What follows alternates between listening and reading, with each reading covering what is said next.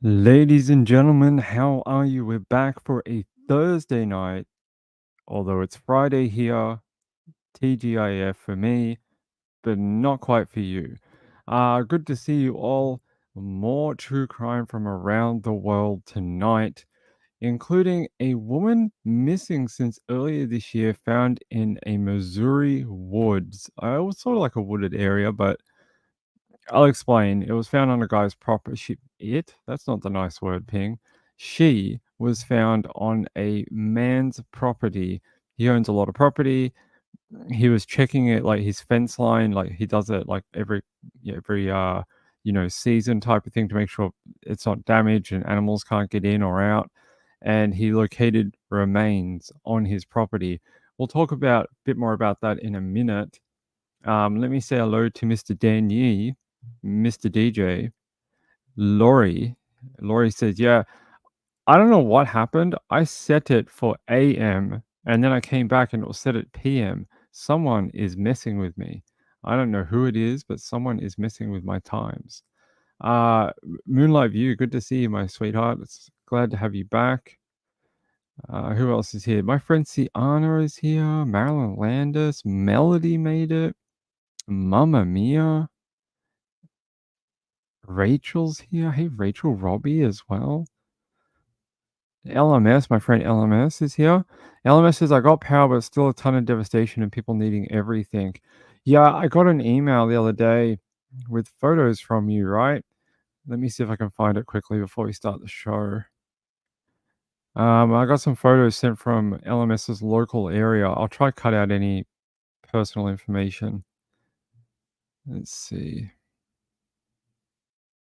I don't think I can. Yeah, I can't do that, but I can tell you that North Carolina still looks really, really bad. Let's see if we can find some photos somewhere else.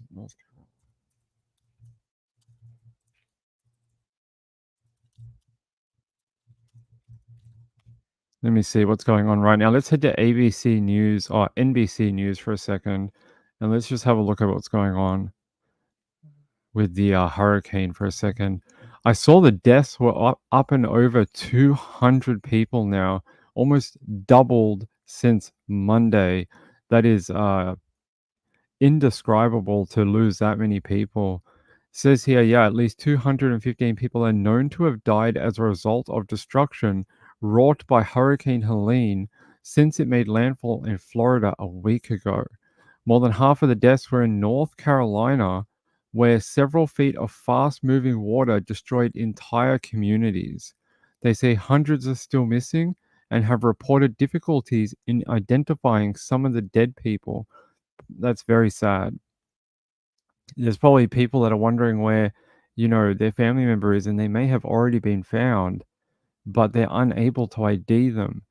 And that is very, very awful. Let's play the little clip up here. Let's see what this says. Is following this still unfolding tragedy from Asheville, North Carolina. And Sam, so many people are still unaccounted for. Yeah, Lester, that was the real revelation right now. Buncombe County saying that figure went from 4 yesterday to 200 tonight. But with homes and debris on the roads like the ones behind me and communication gaps, it's a figure that is constantly fluctuating. Almost 7 days after Hurricane Helene battered large stretches of the South, the search for those unaccounted for continues as new stories of survival come to light. The water rose so fast and got so strong that I just had to grab a post and hold on. The devastating death totals only expected to grow. So far, at least 215 fatalities now confirmed across 6 different states. From Florida's Pinellas County, with around a dozen drownings, to Georgia's statewide suffering, recording more than 30 fatalities. And then there's North Carolina, where more than 100 have died. And search and rescue efforts have taken some miraculous turns. Former NASCAR driver Greg Biffle using a private helicopter to deliver supplies, spotting a stranded survivor only because he was hoisting a mirror, also in the mountains. Employees of Skyfire AI firing up their drone and showing us how they work with governments and even private companies to locate the missing. Aid for local law enforcement to help search and rescue, to help find routes, to better get aid in and out. We take a bird's eye view of the destruction in Burnsville, North Carolina, an hour outside of Asheville. Is this the area they've been searching? There has been a lot of search and rescue in this area. I know it's been very difficult for them to get up here. And this is one of the areas they're saying still needs a lot of supplies to get moved in. On this day, choppers, likely medevacs, fly overhead as the Skyfire team shows us roads that have been buckled, broken, and chopped off. All the while, families wait. We've had conversations with people who haven't seen their loved ones in a week, and it's completely heartbreaking. Their efforts even helping companies like CVS, who determine road and bridge status so they could get medications to patients in need quickly, and search for several employees who were unaccounted for following the storm. The damage on the ground, in this case an access bridge by a local quarry that's all but gone, indicative of the challenges that lie ahead for restoring infrastructure like water. Swannanoa Fire Chief Anthony Pendlin addressing the decimated pipes. I don't think there's a word to describe it. I don't know how long this is going to take. For so many tonight, the road ahead is long, but their mere survival is something to celebrate. The front door, the water pushed it in and it pushed in the back door. And within 30 seconds, it went from the ground to neck level. Sam Brock, NBC News, Asheville, North Carolina.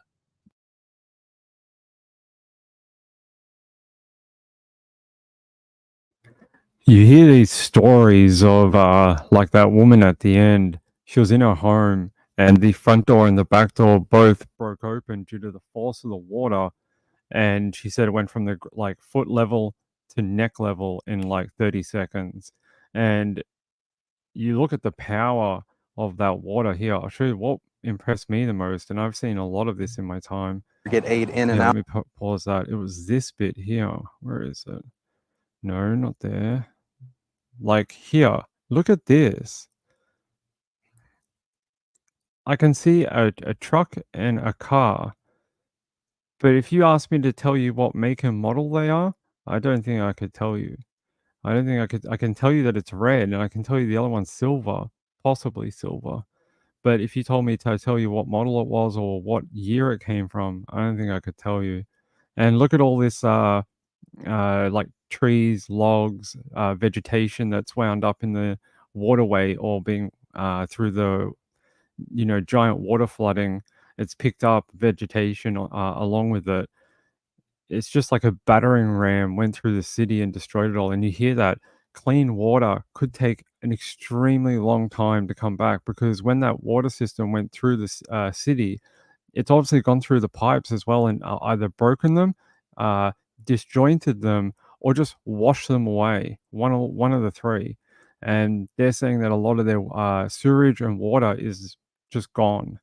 And they're saying they don't know how long it's going to take for them to dig all new piping in, connect it, sanitize it, get it working, even find a fresh water source that is non-contaminated. This town could be working off trucked in water for a year. We've seen it in other natural disasters in America where they've had to truck in water for either many months or years. STL card says, who can I donate to? LMS, do you know anyone? Do you know any localized charities that could use a donation? Like, I don't want like big Red Cross or whatever, like someone that will actually can use the money and make some good out of it. If you know of anyone, LMS may know. Yeah, it could be months to years. If anyone has a good suggestion for a very good charity that is working within the area, let me know. I'll post it up, because they just need help. And if if government funding is going to take 6 months, a year, what good is that going to do anyone? It's not going to do anyone any good. Greater good charities. Let me have a look.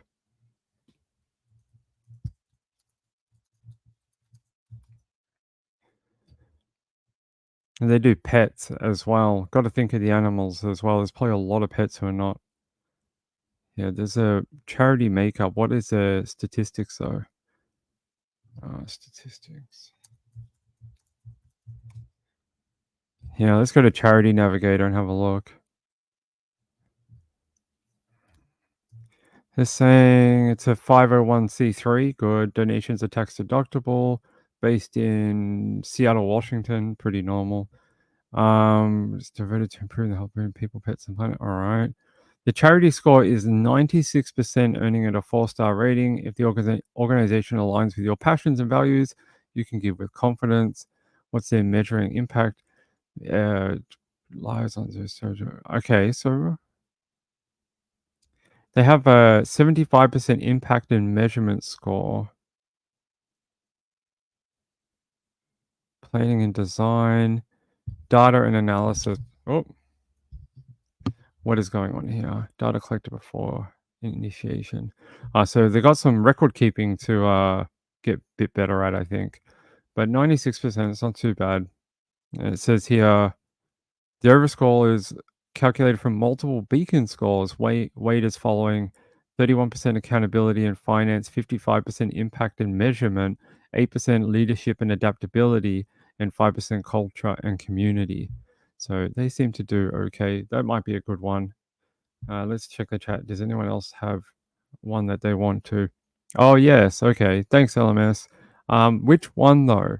Which one of the Cajun Navy? We've been through this before with Sebastian Rogers and the guy who went missing in Tennessee. Which one do you donate to? Because there's two, right? There's the Cajun Navy and then there's the other one. Or Cowboy Church. Okay. Cajun Navy 2016. Okay. I can put these in chat. Give me 1 second.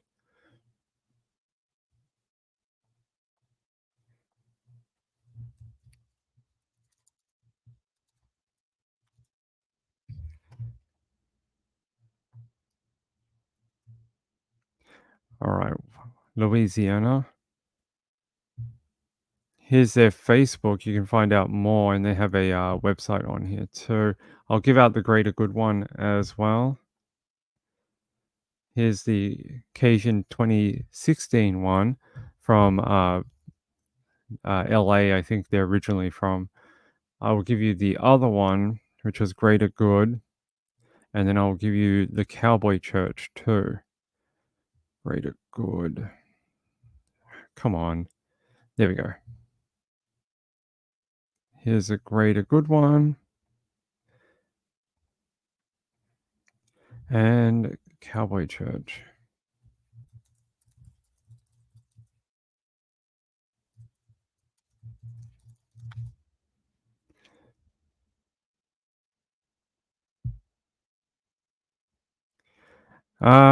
This one might be a little harder to find what one it is. Cowboychurch.net. Are they helping? It's a religious one, right? Can have a look here. I don't know how you give to them though. It doesn't say.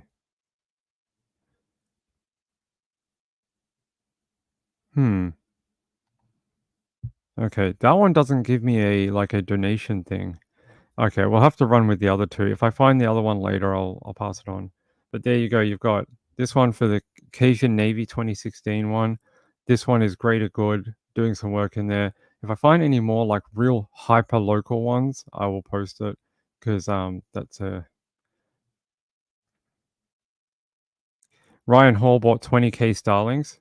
That's very nice of him. It's what you can do when you have a huge following on YouTube and massive subscriber base. LMS says Blue Ridge Cowboy Church. Okay, Blue Ridge. Let me have a look.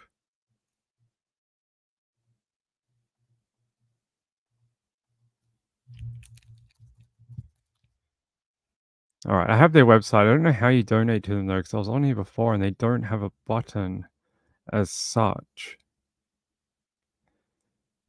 But maybe if you're in the area and you think you can help out in another way, like even just like with manpower or woman power, people power, you can contact them. They're probably looking for volunteers who can just shift stuff, take things, that type of thing. So that's their website, which is a bit crazy long, but that's the church URL. I think that's one of the impacts of these type of hurricanes, right? It doesn't just destroy communities and kill people instantly. what it does is it changes the landscape forever. So the people that you know within town, right? At least 30% of those people will move away because it's not worth it for them to rebuild here. And the memories are so negative from the destruction that they don't want to rebuild. They want a fresh start somewhere. And maybe their insurance money or whatever didn't give them enough to rebuild in the area. So they have to move somewhere else where it's cheaper to do that.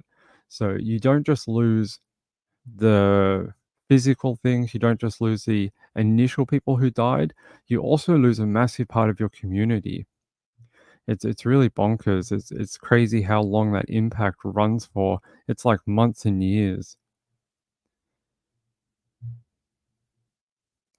WKC is another one. Okay. Good work, Laura T.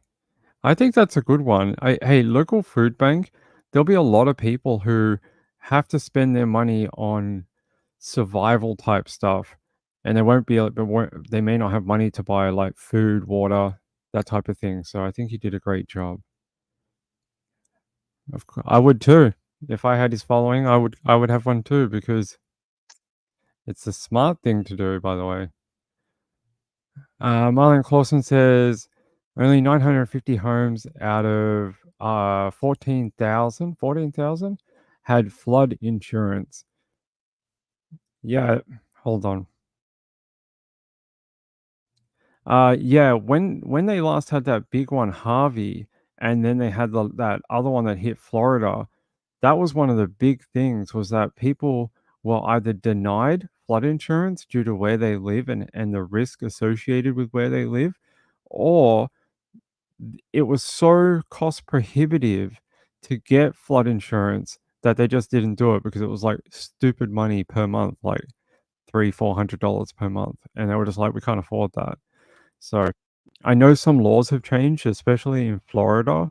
Some localized laws in the last 18 months changed to allow flood insurance for people who do live in hurricane prone areas and flooding areas. And that was backed by the local council. So I think something happened where the council worked on a bunch of stuff to bring down the credit score for their constituents. And that gave them a better rate at the insurance companies, and they were able to get flood insurance for not very much money.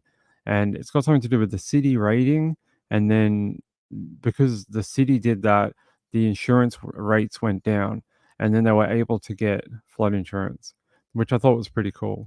Hopefully that helped people in this hurricane. I hope so. Oh, 140,000. Okay, that's a lot of people. That's a lot of people. Yeah, we are still missing people from Southeastern America. Like, there's people I know that come to this chat that live in that area that haven't come back. So I hope they're okay.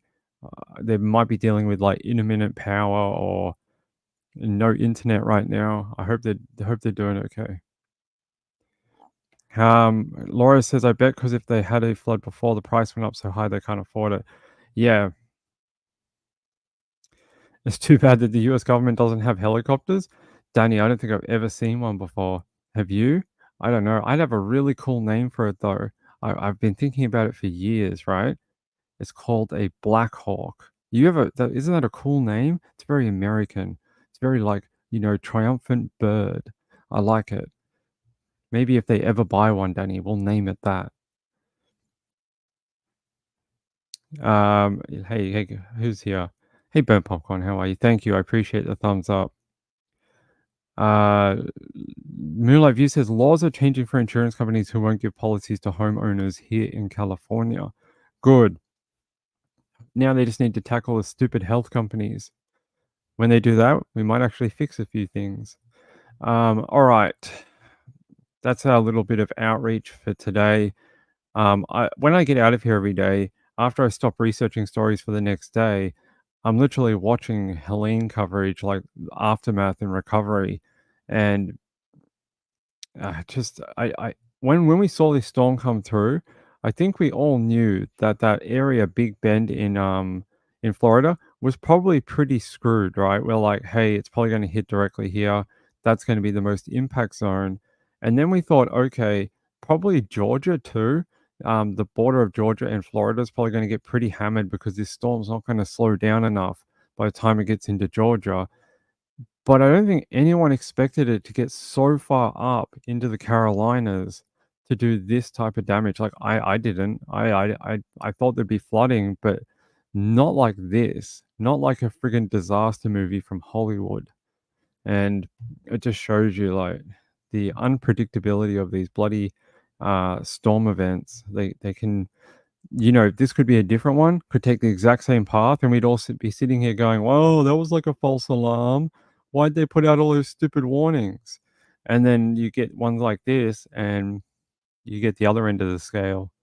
So that shows you the two ends of the, you know, the thing. All right, let's move on to the title topic for tonight. This woman, I'm going to play a video for you, is a really sad story, and I hope they can find out what happened to her. Right now, they're not 100% sure, but there's some weird details within the story. You're going to hear about it here in this video that I'm going to play for you. And then tell me if you think what I think. And how that's going to work is you're going to put it in chat, and then I'll tell you if anyone has the same idea that I do. All right, here we go.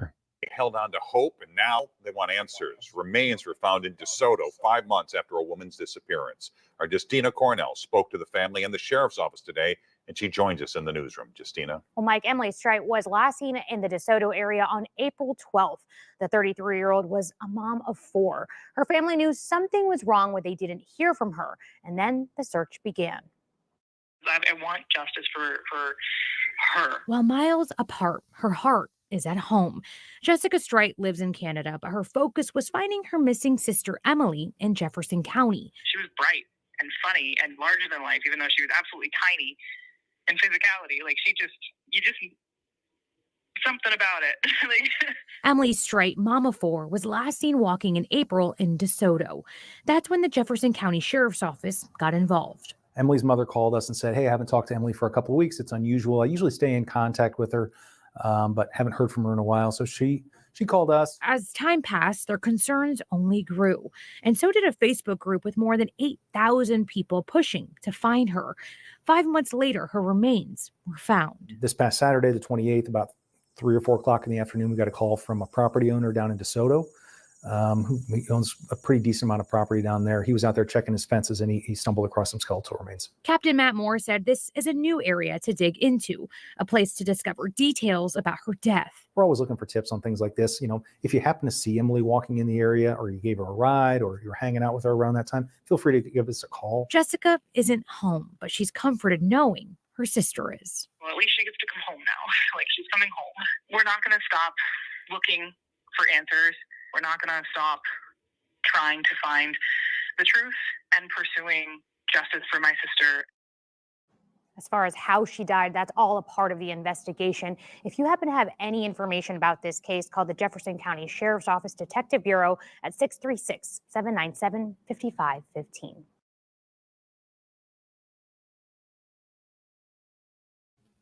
Okay. Let's have a look at this for a minute. I'm going to bring you some details. Hold on. Let me switch my page over. Oi, you two, stop fighting. Muffin. Hey, what are you doing? Hey, leave her alone. You go to sleep over the other side. Hey, what are you doing? Yes, good boy. All right. Missing woman's remains found in Missouri woods nearly 6 months after disappearance. And they're saying here, a missing woman's remains were found in a wooded area in Missouri nearly 6 months after she disappeared. And now authorities are investigating how and when she died.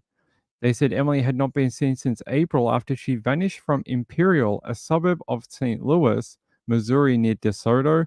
They're saying the Jefferson County Sheriff's Office said in a news release, deputies found her in a wooded area in DeSoto after receiving a report of human skeletal remains found by the property owner.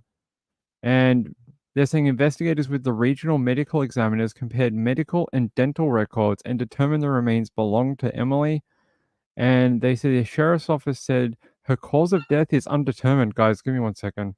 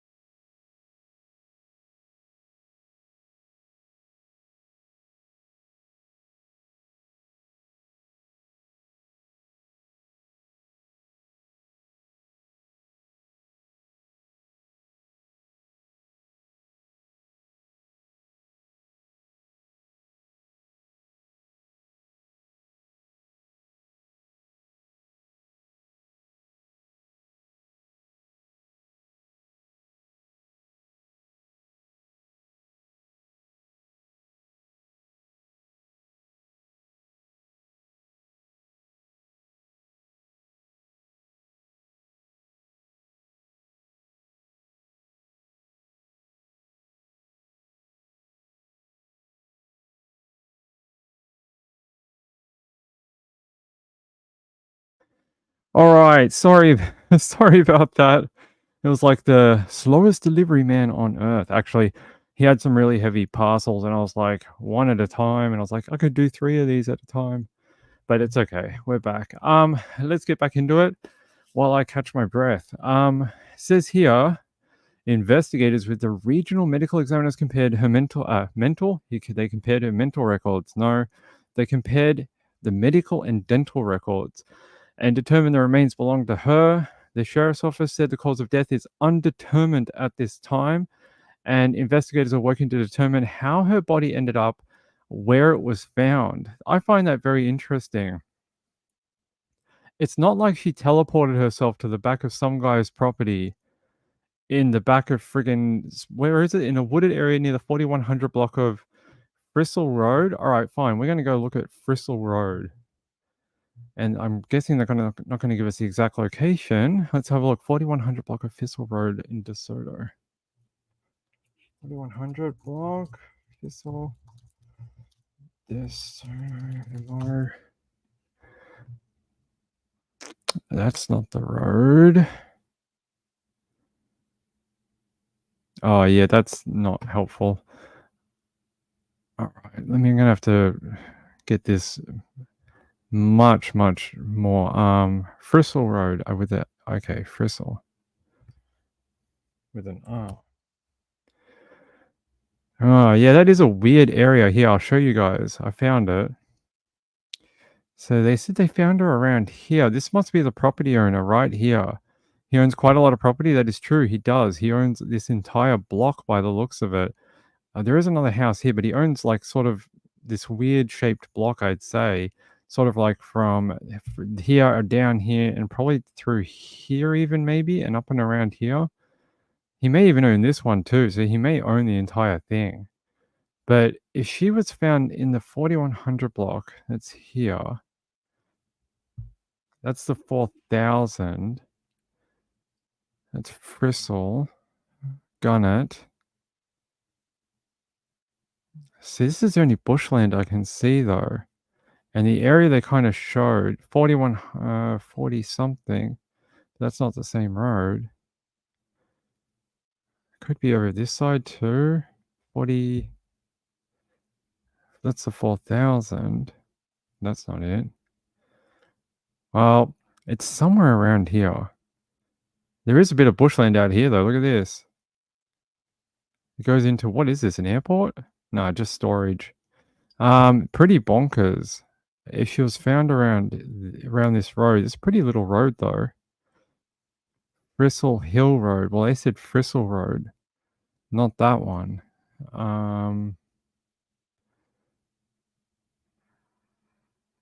Okay, in a wooded area. Well, that's what this is. Something like that or like this. This is the marker it gave me right here. So if this is where she was found, and he said he was checking his property line at the time, would you know if there was a dead body? Like even if you had this home, so just, this is not the 4100 block, this is a 4000 block by the looks of it.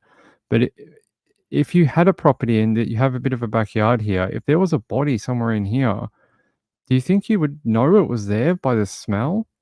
I mean, body in Missouri in July, it's not going to smell exactly fantastic, is it?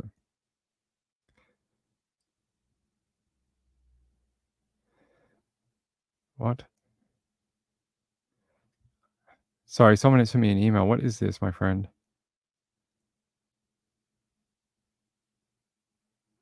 I have no idea what they sent me. Laura, what is this, my sweet friend? Sorry, I'm just watching this. I want to see what it is. Yeah, I'm going to turn it off. Oh, I see what it is. Oh, wow. Okay, I'll show this in a little bit. It's a destruction from the hurricane. Yeah, I would be... I mean, how often do you think you would check your property if it was like somewhere around, even around here? Like, this is a lot of land. Frisell Road as well here, 4000 block. 4100. I don't know. It gives me this marker for the 4100 block. I don't know why. Your American numbering system confuses me all the time. Yeah, because that's a 40, not a 41. Either way, this is sort of the area she was found. It's a long way from home. And you look out, if you zoom out a little bit, town's sort of like over here. It's, it's sort of on this side of the, to the west. Not over here. Over here is like swampland. Like, there's just, look at this. Trees, more trees, country area. random pond. Like there's not a ton out here except for rural-ish type of, country properties with acreage and stuff like that, farms and hobby farms, that type of thing. You know, people that want a bit of privacy. I don't know why it's giving me that address though. Give me 1 second. I just want to double check that that is the correct one. 4100 block of Frisell Road. Okay.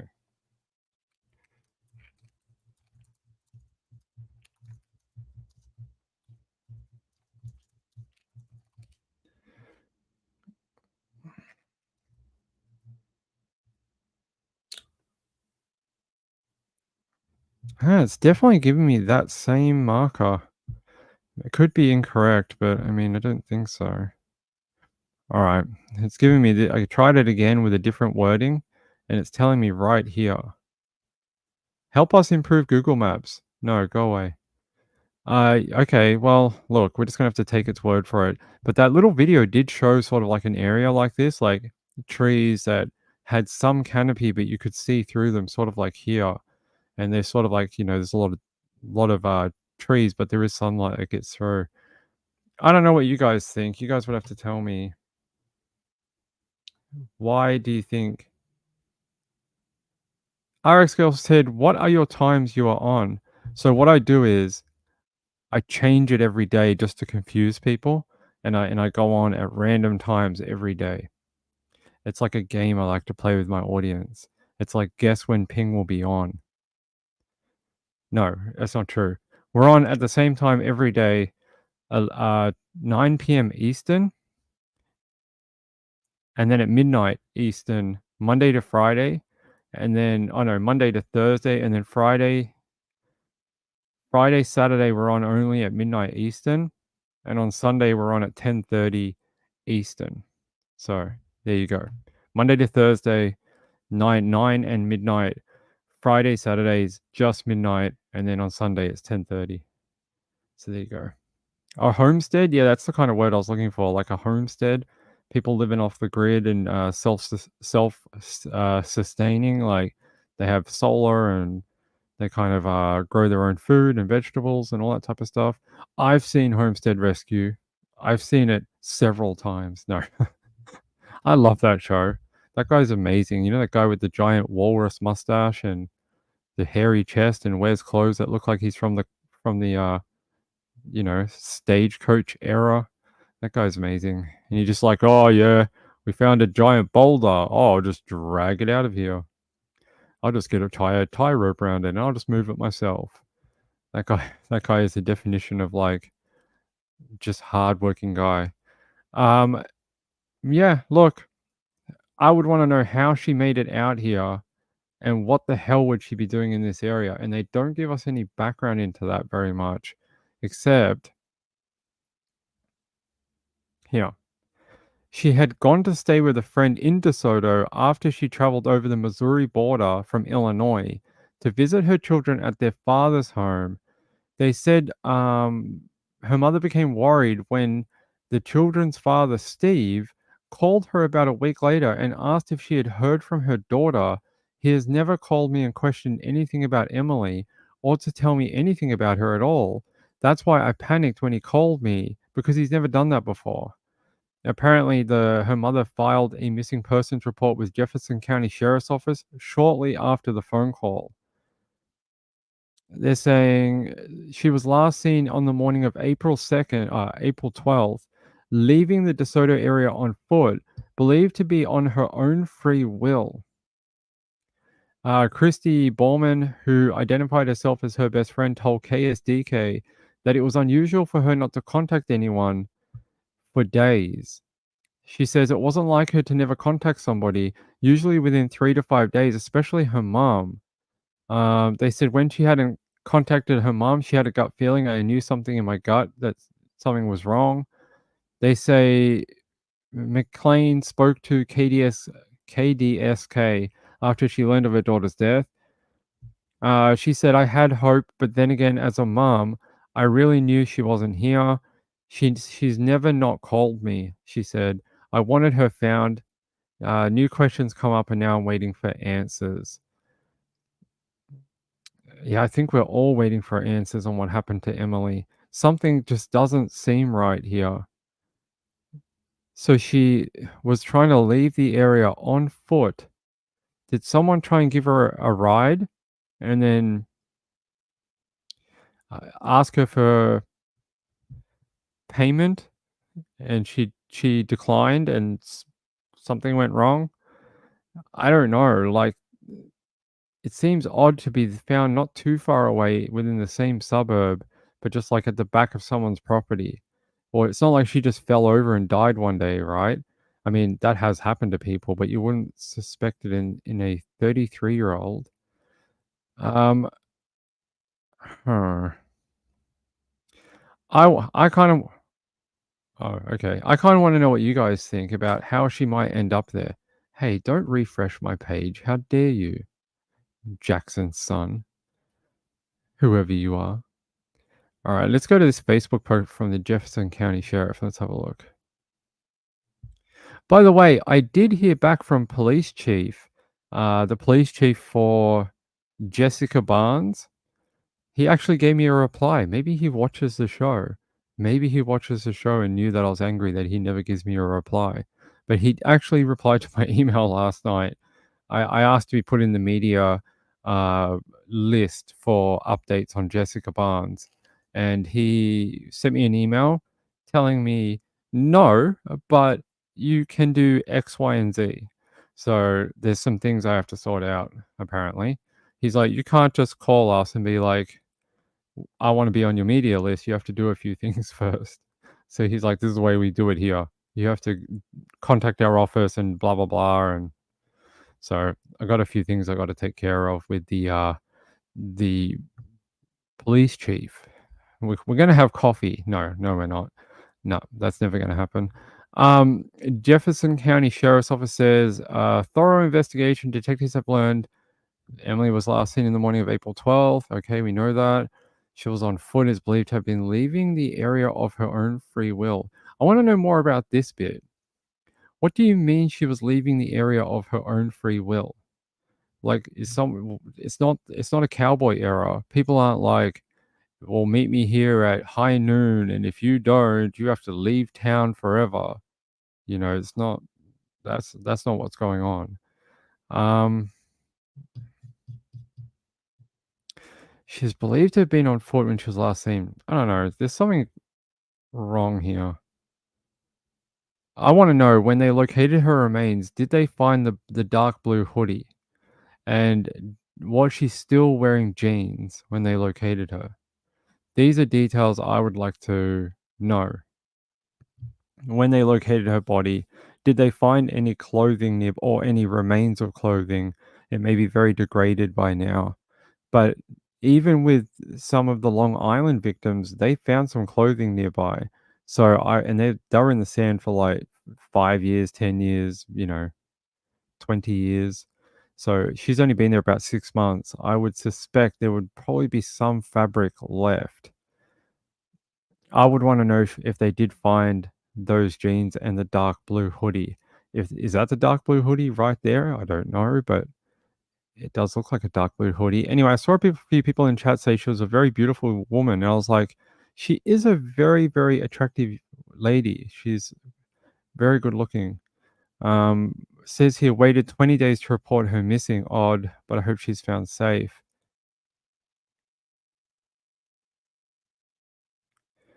Sometimes you find some interesting stuff in the comments.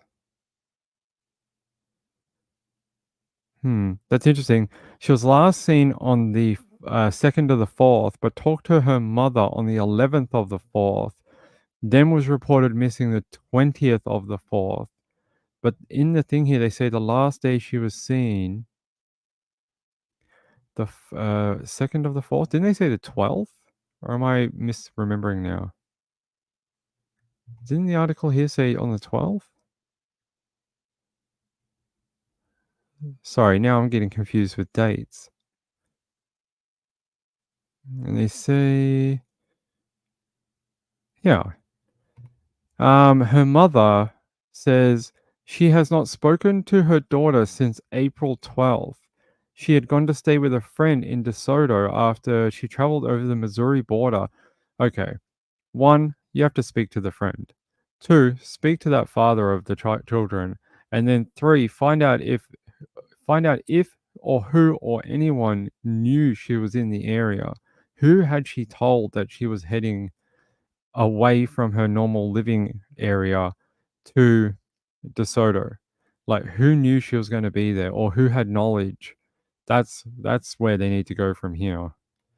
And was she found in those clothing that she was apparently reported missing in? The blue hoodie, the jeans, were they located with her body? If not, what was she found with?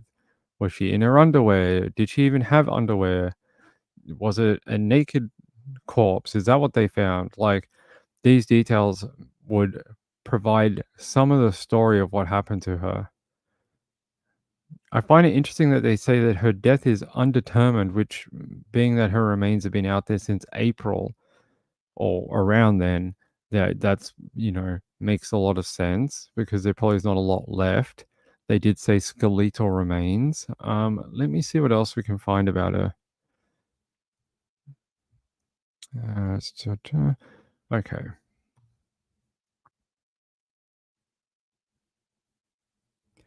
Trying to see if I can find here. Let's go to this one. Let's go to KDSK News on YouTube again. A tragic end to the months-long search for a missing mom. Tonight, her family and friends are still left searching for answers. I just pray that we can get the justice that she does deserve. Hope has turned into despair for the loved ones of Emily Strite.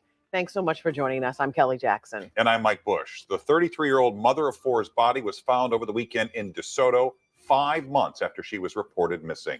5 on your side's Laura Barczewski spoke with some of the people who knew her best tonight. Laura? Mike and Kelly, Emily's friends say the last few months have been a living nightmare. And while it wasn't the result they hoped for, they're glad they found her. Now they just want to know what happened.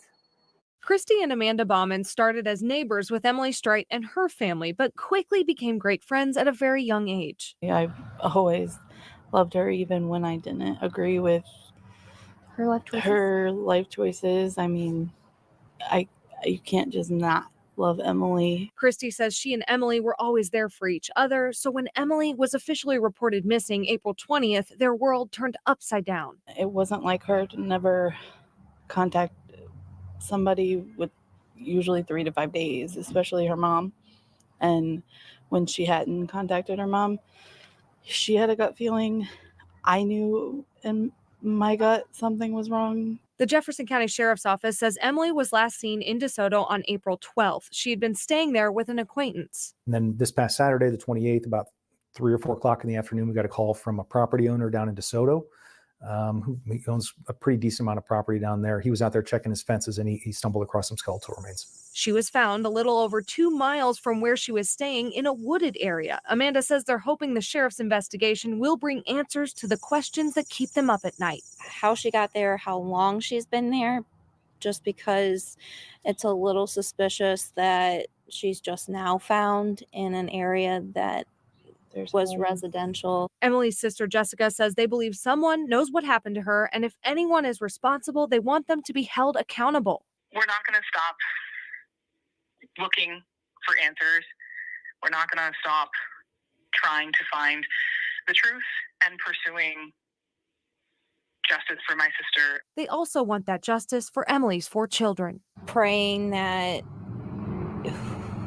whoever did anything wrong is brought to justice and that her kids are safe. If you have any information about this case, call the Jefferson County Sheriff's Office at 636-797-5515. I like to listen to what the people closest to her have to say, because they're normally the ones who know the people the best, and they're the ones who normally have the best information of what's going on or what was going on in her life at the time. They also find it weird, the location where she was found. I do too. I find that it's just I'm not blaming the property owner. I get it. I've lived on property before, like with large amounts of land. I get it. You don't always check your boundaries, and you sort of do it every quarter or twice a year or whatever, once in summer, once in winter, that type of thing. I get it. But if she was found not too far away from that home, you would have thought you could smell a dead body from, you know, even a quarter of a mile like away. You would easily think you could smell that thing, especially in Missouri in freaking summer, in July or May or, you know, warmer months in that area.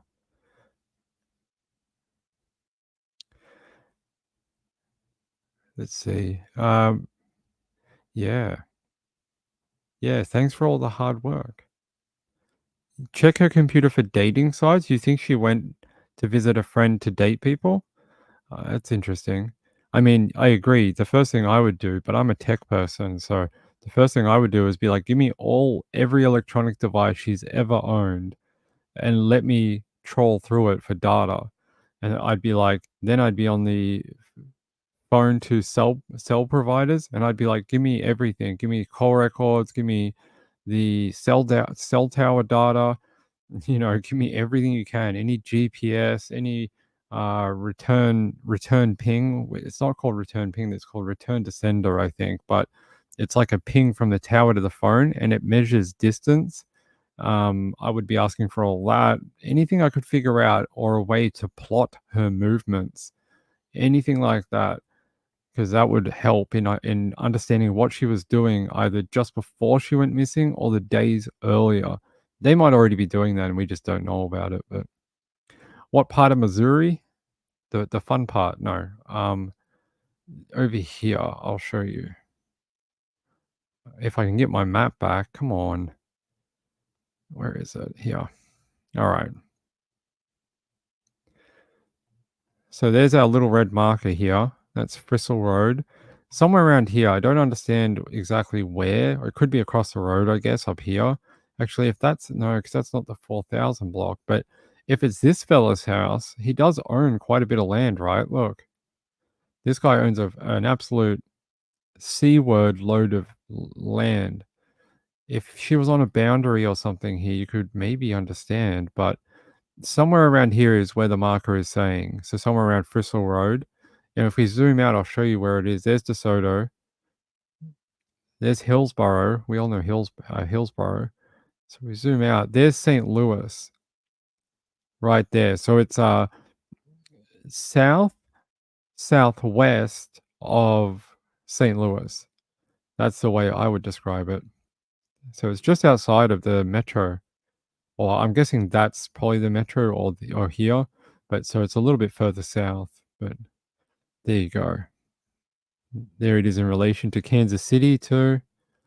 It's ages away.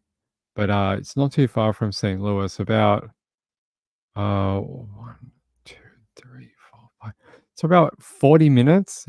40 minutes. Does that sound about right? 40 minutes to Soto.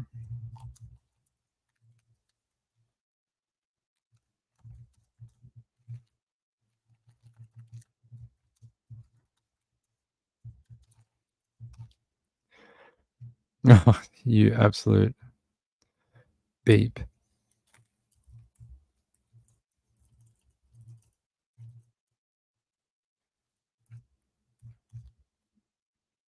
Yeah, so yeah, it's about 40 minutes away. Yep.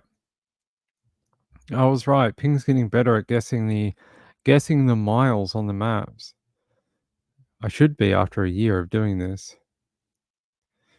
So there we go. I can show you here. So there's DeSoto, and you can get up into St. Louis. It's about 40, 50 minutes depending on which route you take. If we took this route, I think it'd be... I don't know why it did that, but okay. Yeah, 47.5 miles to 56 miles, depending on which one you take. So I don't know why it's taking this all weird around route. I think you can just go up here and go through here, but I don't know why the hell it's doing that. Google Map always wants to take you in some really weird directions sometimes. So I want you to get off 21 and then get onto this one over here for some reason. No idea why. But anyway, it's just to show you sort of like how far away it is. So it's about, I guess you could travel in there. It's like living on the outskirts of a metro area. They said she was on foot. Why would they make such a big deal about saying that if they thought someone was going to pick her up or she was waiting for a lift? If she was waiting for someone to drive her, they'd just say, oh, she was waiting for a connecting, car ride. They wouldn't be like, she was on foot. And if she was on foot, where the hell was she going? They said that she was leaving the area. How was she leaving the area on foot? Is there like a metro station nearby that she could take, like a train station? I don't think so. Was she gonna take a bus? Like, it's all a little odd. Here, let me have a look at the map again. Is there any way she can exit the area on public transport? I don't think so unless she got into DeSoto itself. I mean, if she was gonna walk into town, I guess so. There's probably some sort of transport here. I don't know what kind of transport. Do they have a train station at least? Looks like there is a train station in town. So if she was going somewhere else, she could have wanted to walk into town and then take a train. There is a train line up here. I'll show you. So there's a train line in town near Main Street. And if we go back here, see, she was over here. So if she wanted to walk, I don't know if she was trying to get onto Roberts Street. She was going to walk around and then onto Robert Street and come into town. Possibly. But there is a train station up. Where's the actual station? Where is it? Or is it just a train line? Like, you cannot get onto it? No, you've got to be able to. Here? I don't know. I'm going to have to look this up now. DeSoto? MR train station. Oh. Apparently Amtrak was going to add a new stop in the city. The city of DeSoto, Missouri in Jefferson County has been approved for a new passenger rail stop on Amtrak's Texas Eagle line. God, you guys have some weird names for train lines. They don't just call it like the one that goes south. They're like, hey, the Texas Mighty Eagle, missile explosion line. The DeSoto City Council recently approved a funding plan for a new Amtrak stop. It's a long commute to get on the train for DeSoto residents. Either drive 50 miles south to board in Arcadia or 45 miles north and head into St. Louis.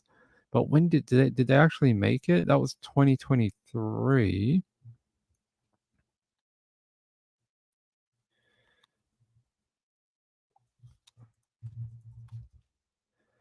I don't know if they actually made it yet. Just that they were going to agree on doing it. So maybe there is no rail stop in town. The only way you would have to get is either go south to Arcadia or go north to St. Louis. Yeah, I'll show you. This was over a year ago. A big announcement out of Jefferson County. Amtrak says they are adding a stop in the city of DeSoto. Now, this means people looking to board the passenger train and head to Chicago or Dallas will soon be able to do so. Fox 2's Mallory Thomas shares the timeline for the new stop from the downtown St. Louis station. We don't know exactly when the new depot will be built, but we do know the time for the stop. Trains that are heading south leave St. Louis around 8 o'clock, so they will get to DeSoto at about 9 o'clock. That's when people can jump on the passenger train. It's a long commute to get on the train. Drive 50 miles south to board in Arcadia or 45 miles north to the stop in downtown St. Louis. There's 100,000 people just in this area that can finally get on Amtrak and take it to Chicago or take it to Dallas. And we think that's going to be a really big draw. Jim Thomas says after years of planning, this railroad town is finally getting a passenger stop. Union Pacific has a huge complex here, and all the boxcars and other things that get rusty and get broken around the country come to DeSoto to get fixed.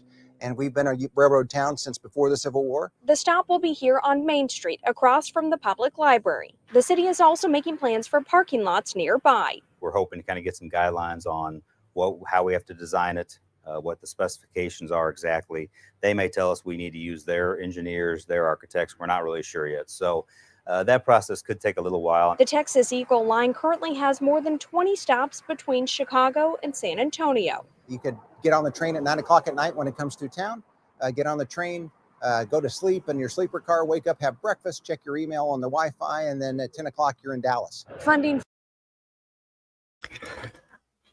Country living, I guess. Country living. You wake up and you have to go overnight to Dallas. Okay. Sounds like a town that doesn't have a ton of.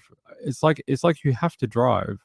If you live down here, you have to own a car unless there's public buses that do go, locally in and out of streets and that. But you kind of want to go anywhere else, you sort of have to drive, right? It's probably why there's a Jeep, Ram, Chrysler, Dodge dealership just around the corner. You can pick up a car so you can drive. All right. I found this article. This is the last one I'm going to do with her tonight. I found an article that was posted only a couple of hours ago, and it's from her mum, but it has some interesting details in it. Listen to this. A Jefferson County mother believes foul play is involved with her daughter's disappearance. 33-year-old Emily Strite was declared missing in April, and her remains were found this week. Our Justina Cornell sat down with her mom today, and she joined us in studio with more. Justina. Shirley McLean said she spoke to her daughter, Emily Strite, often. When she hadn't heard from her, she immediately knew something was wrong. It's like God has blessed me with a beautiful family. It's just unfortunate that this has happened. This is Emily. Her family at her fingertips. The album filled with photos also fills her heart. Charlene McLean is grateful for the memories. I just love this. She holds it near and dear after a piece of their family puzzle is now missing. I'm not whole anymore.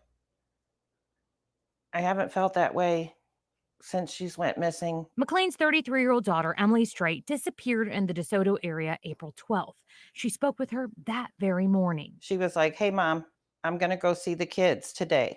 And that was it. Emily, the mom of four, was last seen walking. That wasn't unusual because she would usually walk down to the gas station, and that's where somebody would pick her up. What was unusual, the radio silence for 5 months. And then not hearing from her for Mother's Day. Until the end of September rolled around. I received a call from the detective, and he asked me, Charlene, can you tell me where we can obtain Emily's dental records? A match was made. Emily's skeletal remains were found about a mile away on a piece of property. I just want to know what happened. How did she die? McLean's gut tells her Emily loved her kids too much. She wouldn't do that to them. I believe it's definitely foul play. She just didn't wander off and die. Memories bring comfort to McLean as she approaches dark, daunting days before her. She believes Emily will be her light to carry her through. I have a calmness, and I know she's here with me. I hope for a while. I just feel her.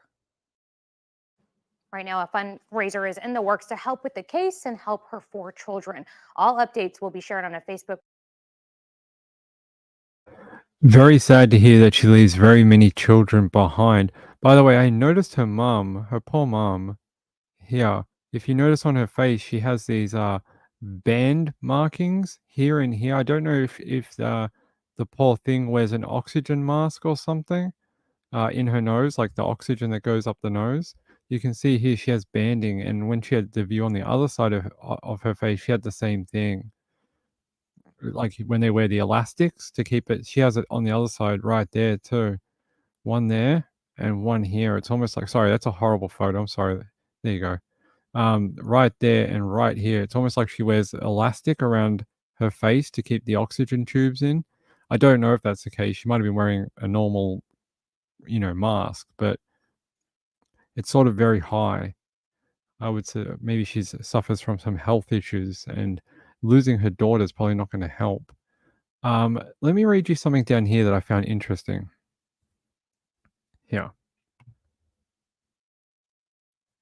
So Emily disappeared in DeSoto. We know that. A missing person case was filed April 20. At the time, Emily was living with friends in a DeSoto home. There we go. They said there is surveillance footage of her daughter walking back and forth in front of the home. They said she spoke with her daughter that very morning and she said, "Mom, I'm going to go see the kids." And that was it. No one saw her again. They found her in that property around the corner in someone's fence line. I also find this weird too. She says that wasn't unusual. She would usually walk down to the gas station and someone would pick her up. Who? Someone we should be interviewing? Like, is that something? There's something very strange here. And then it says Emily's daughter's birthday was May 7th and Emily's own birthday was May 30th, and they didn't hear anything from her. There is a Facebook page called Help Find Emily Strite. Let's have a look. There is a little Facebook group here. They have a bunch of posts about her. Let's see.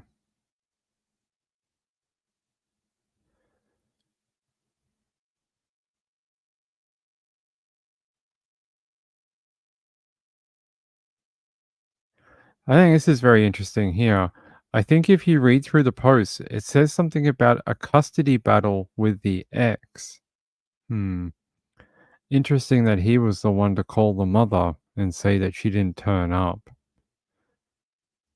Very, very interesting. Yeah, there's just a lot of God bless you posts. Mum is in the news. Just trying to see.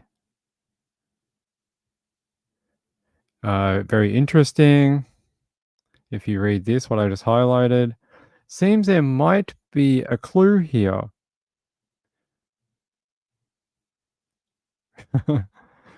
I'm going to keep an eye on this because there's hopefully we can get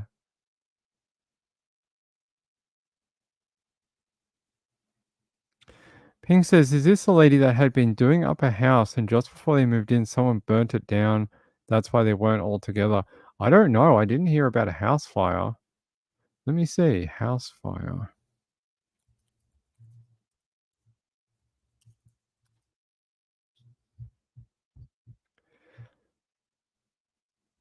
I don't see anything about a house fire.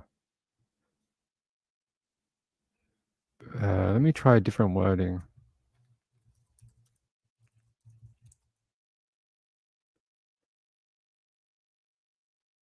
I don't see anything like that. But her body was only located a couple of days ago, September 28th, and hadn't been seen since April. So very odd. Yeah, I don't see anything about a house fire. Yeah, I think that might be a different case. Rachel says, this case is strange. I have a feeling there's a lot more we don't know. Yeah, so my main questions are, any cell phone activity, can you get those records? And if the police don't have them, why don't you have them? What was she found? Like, what were her remains found in? Was any of the clothing she was seen that day located when they found the skeletal remains? Did they find that jacket or hoodie or jumper? What do you guys call it? A sweater. Did they find that blue sweater? Did they find the blue jeans? Was her mobile phone on her? If not, where is that phone? Why are you not pinging it? And why haven't you found it? Any other inordinate amount of questions I have. What's going on with the husband? Why was he the one to call the mother? What was his movements that day that she was supposed to go see the children? And I got another 20 questions I'd like to ask the chief of police. Angela says, oh, another young woman. Okay. Okay, all right. All right, I think we're just about done. I really wanted to focus on this one story tonight. It's not very often we do a single story night, and I felt like this one really needed it because there's just a bunch of different weird things to go over. I just want to double check here for a second. Did the sheriff put out a different update?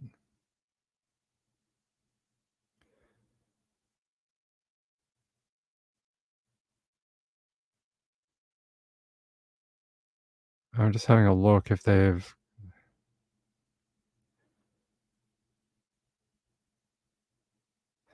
No, they just put out that statement. You know, this is very interesting. A woman who lives in the area in the same place where she was found, her name is Norma. She says, "I have no idea this woman was even missing. I live in the suburb and I shop locally. I didn't even see a single poster that she was missing. I'd like to think in a town this small, we would all be looking for a missing person. This is horrifying." I think that's a really interesting point. If there was a public appeal done and the sheriff said to people, "Hey, we know some people don't live in town, so like they have much larger properties.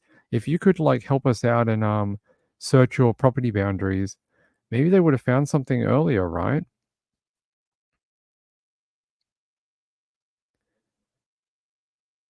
Yeah. So maybe yeah, that's what I would have thought because we've heard that in other cases, like Sebastian when Sebastian went missing, we heard that and they said, "Oh, if you have if you have a larger property, can you check it? Look for Sebastian." Maybe if they'd done that in this one, she would have been found a lot earlier than September. You know, maybe that's the thing sheriffs and police chiefs should say to when they do missing person announcements. They can say, "Hey, um, you know, we got a missing person in this area. Can you check your property lines?" Because it's interesting that she was found on the property line. All right. Hey, my lovelies, I'm going to get out of here a little touch early tonight. We'll be back at midnight, though. I've just got some stuff I got to take care of very quickly. Otherwise, Muffin is going to go crazy.